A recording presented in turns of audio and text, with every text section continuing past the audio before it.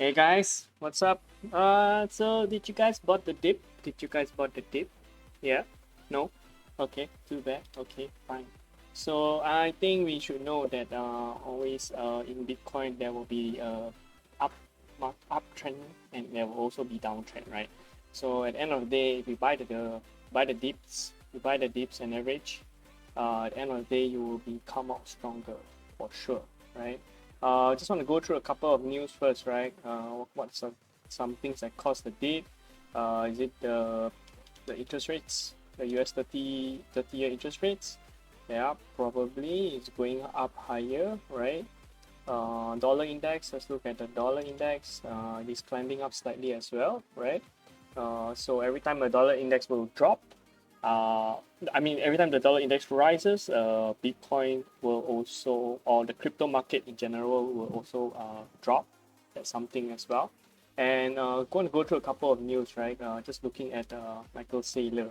I think we all know who is this guy that has MicroStrategy, right? Uh, he is actually buying the dips, like really buying the dips, and he's putting in more money into Bitcoin during the downturns, and at the end of the day, he is making so much more money from this crypto market in the last 1 year or so that he's been inside here, right? And also to bring to your attention, there's also some news here about Reef Finance. I think you guys are a lot of the group chats in Facebook guys talking about Reef, always talking about Reef. Just pay attention about this because there are some suspicions being highlighted right now. News that are raising it, but of course we need to do more research about it. And looking at this, there are some people that look through some of the Twitter feeds from Reef, right? March 13, saying something like Almeida has invested 20 million in Reef, partnership with Elron, AMA with Harmony, and after that, what the people from Almada actually mentioned is that they actually did not have any affiliation with Reef. Uh, so there's a lot of bad sentiments going around here right now within Reef as a whole. And there's also a lot of people on Reddit talking earlier than the news channels, for sure, saying that there's a sudden increase in the circulating supply by 0.5 billion, and then this and there's also no information given about the increase in the supply, right? And a lot of people are very concerned about it, and let's see what Reef price is. I am thinking it is still alright, but let me just see. Yeah, it's down about 20 plus percent, 30 plus percent right now, right? So maybe some of them that bought earlier, they have already profit, but just be careful about this Reef, guys. Just looking at the news here is not so nice. Okay, do some research about this, and also there are things that another article pointed out that Reef Finance CEO trying to address this issue, and the same things are talking about this guy again. And also there is another evidence here being written that based on the screenshots of some of the transaction histories, right, you can see that Reef had a lot of tokens being sold out here, right, and in here from here as well, and then it's going through the exchanges. And what this means is that they're trying to say that some of the internal team are trying to liquidate all the Reef tokens, right? And this is something that you need to just pay attention, right? And more people are quite having the negative sentiment. So this whole sentiment will what will happen? So it will either cause a thing to go down, or people will still leave it there, right? So it's kind of like how the Ripple had the sentiment with the lawsuits and prosecution as well. So if a bad sentiment is in play and many people are saying the same things, just make sure to do your research and dig a little deeper about that, right? And another thing is that there's another Reddit post as well about 30 days back. It's almost in February that mentioned about this same situation as well, talking about the the billion supply, the increase of 0.5 billion, and then the CEO also talking about this situation, right? And some of them also mentioned about the same situation that they're going to face here.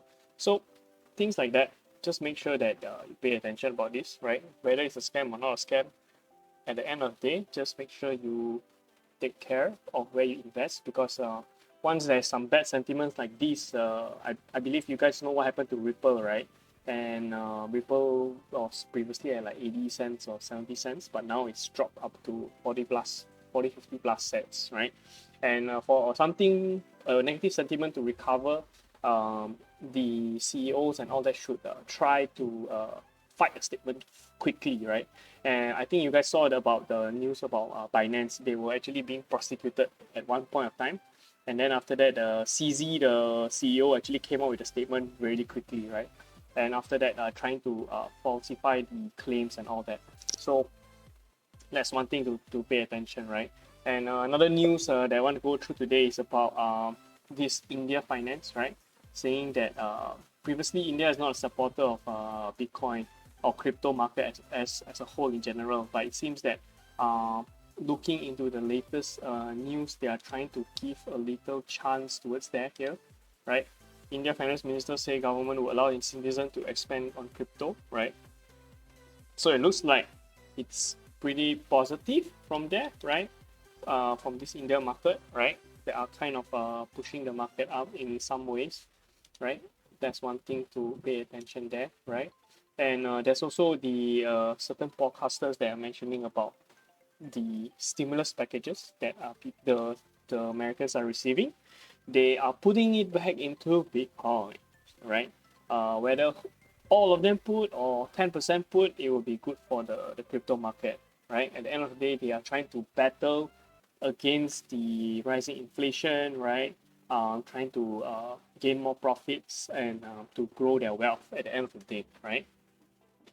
So just looking back as well right now, whether it's altcoin season or whether it is Bitcoin season, so far looking at this chart, it seems to me that altcoin seasons, the highest I see is 67 right now. I never see it more than 70, 75, right?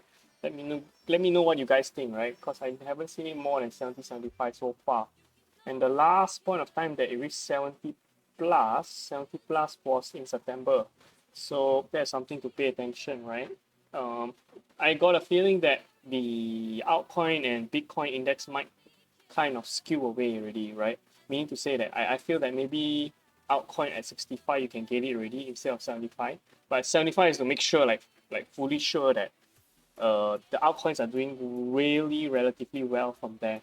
And something to also bring to your attention is that as you guys know, most of the crypto market is always very heavily affected by Bitcoin as a whole, right? Since they have a very big market cap, right, for here. But it looks like the dominance of Bitcoin, right, as a mover, it is not as big impactful compared to the altcoins as they previously were. Because just looking at some of the coins, previously just now during this dip here, there was still a lot of altcoins in the past that was doing well actually, when Bitcoin was actually dropping very badly. So I think things are different, a little bit different right now. Just looking at this 24 hours cycle, right? 24-hour cycle, you see, Ripple is doing well against Bitcoin in the 1 hour time, the one day time frame at negative 3.8. You can see Stellar is doing well, Terra is doing well, VeChain is doing well. You know, there's a lot of other altcoins that are doing well against Bitcoin. So it's like maybe for the older sentiments, most of them are actually investing more into like Bitcoin or Ethereum. But the others, maybe the retail investors, the one with the smaller capital, they are looking more into the altcoins to grow their money more, right? So that's myself as well, looking more into the altcoins season, right? So that's something to pay attention. And also sharing the news about Binance, they actually were actually being under attack from PancakeSwap and Cream Finance and a couple of them. So some of their DNS got attacked, being compromised and hijacked. And the Binance CEO actually came out and tried to mention about the attacks, right? Cream Finance, which is the Binance, a lending platform, was hijacked, right? And PancakeSwap as well was suspected. So it looks to see that a lot of the hackers, what they do is they will always go and try to attack and hack the place that has the most money and the less security, right? And you can see that, for example, I don't see many more attacks on the Ethereum side of things. Not as many as this one right now. Maybe this is just the first of many that's coming aboard. But I know Ethereum and the other coins and blockchain as well were affected previously, right? So I think this is something to pay attention, because I think hackers knows that Pancake has about a few billion in transaction market volume. So I'm assuming like maybe their security is not that great right now. So I think that's why the hackers are taking the chance to attack this to gain a couple of $1 million from there. So let's just see what happens right now. Of course, I think this was the last updates from there, right? Okay, moving on. This is just showing a little bit about the Cryptomoon, one of the website, right? In terms of Ethereum's exchange net flows, right? You can see recently that some of the Ethereums are being out from the wallet, quite a number as well actually. I'm suspecting that this is actually because of either the DeFi play or probably the NFT play, right?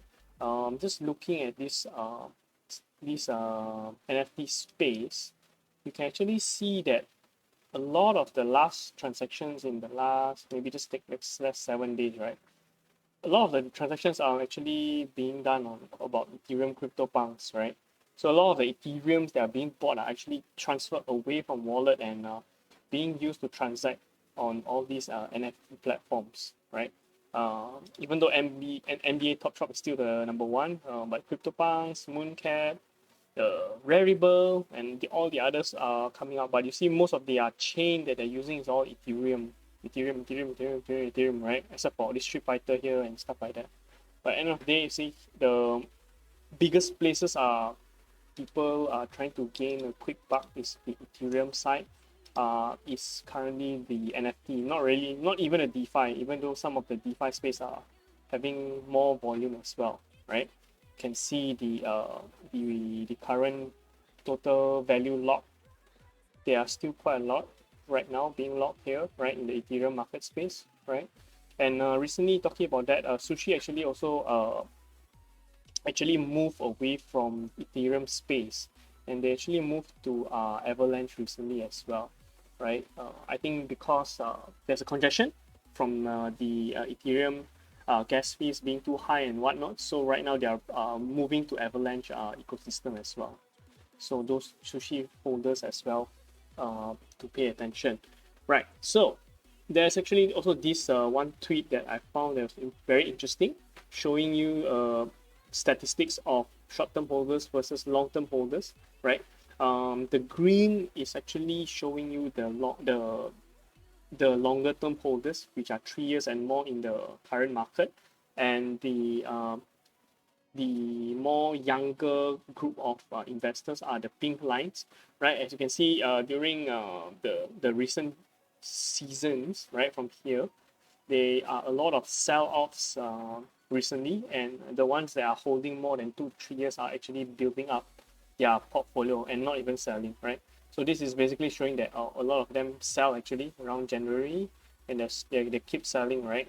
All the younger hands are actually selling more than the green line, which is the older hands, right? So at the end of the day, talking to some of my friends, some of them also did say that, they'll prefer to buy and then they will make a sell at the end of the year to make a quick buy and reset to get back their capitals and leave the profit there. So there are no wrong or right answers, right? It really depends on your own strategy here, right? So looking at this current DeFi pulse, right? Currently, you can see the DeFi space, the DeFi farming. I have a video about yield farming as well, but it's on the Binance Smart Chain. I can link it up from there, and you can see that from these days that it's currently dropping a little bit, right? But it's still doing relatively well, right, in terms of the lending space. Because a lot of them are just leaving it there and taking out the money from their banks, right? From the conventional lending or spending, they are putting it here in terms of the savings from here instead, right? Going into the Binance ecosystem, right? You can see that their value lock is not that far, not that drop. Didn't really drop that much as well, right? About 1 billion, maybe about 1 billion plus, but it's still going up in trajectory, right? So it kind of shows a positive flow from the Binance side of things as well, right? And another one that I wanted to share quite recently, the NFT space, which is growing really crazily. Even though the DeFi space right now it is about 5%, which is about 70 million plus, 70 million plus, I think, if I'm not mistaken, 70 billion plus. The NFT space is growing really crazily right now as well. As you can see, Engine, Decentraland, Flow, and a couple of other ones are here.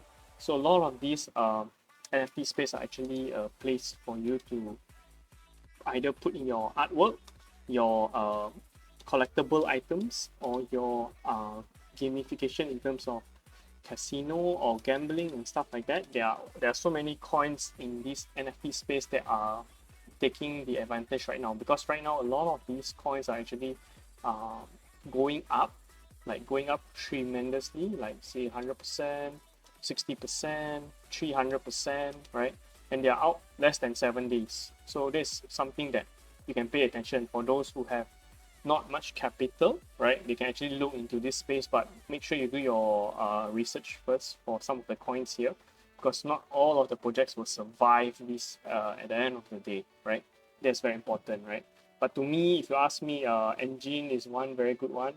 Flow because of NBA. Decentraland is like kind of the property, decentralized VR.